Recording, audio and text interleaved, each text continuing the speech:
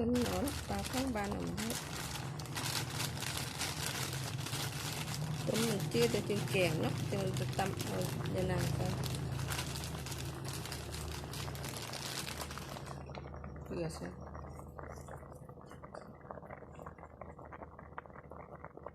ต้มบ้ามันเนี่ย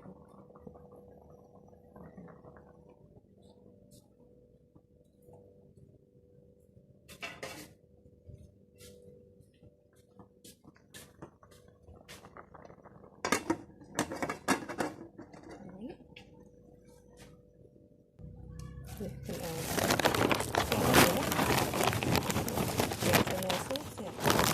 เป็นเห็นสี่มือโหเห็ดตอนนั้นเราสัตว์เห็ดว่าเป็นเราแบ่งให้เป็นกินเลยเราเสียมันจะนาน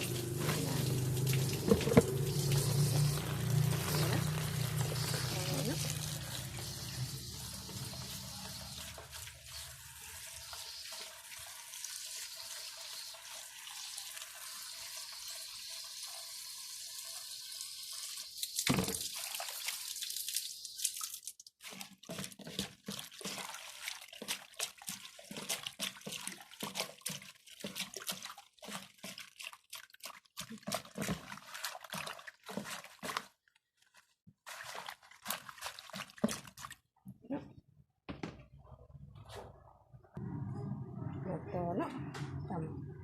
ตำมะเขือเผ็ดดิบเผ็ดขี้หนูผักเทียมมีเผ็ดแห้งเด่นเนาะนี่แห้งเลย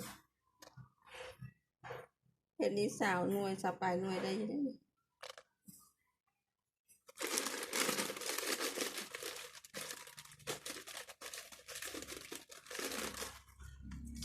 เดี๋ยวซะเนาะ